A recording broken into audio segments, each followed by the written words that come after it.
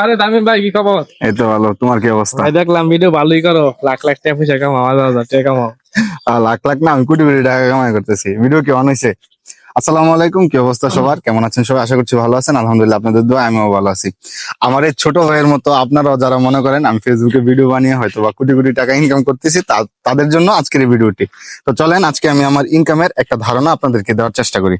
আচ্ছা, এখন আমি যদি আমার ফোনের স্ক্রিনে যাই এবং আমার ফেসবুকের পেজে ঢুকি, তাহলে হচ্ছে যেটা আপনাদেরকে দেখাবো, এ হচ্ছে আমার পেজ।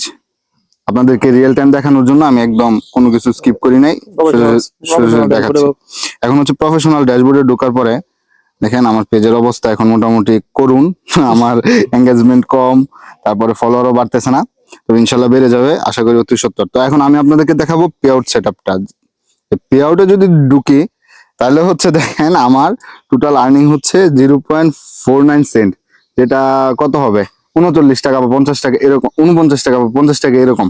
তো আমি আপনাদেরকে যেটা বোঝাতে চাচ্ছি, আমার বর্তমানে আমার পেজে কোনো মনিটাইজেশন নাই, শুধুমাত্র একটা সেট আপ আছে, সেটা হচ্ছে স্টার সেট আপ, যেটা দিয়ে আমি যে এখন আর্ন করতেছি, শুধু এই যে স্টার সেট আপ, এটা ছাড়া আর কোনো সেট আপ আমার পেজে নাই।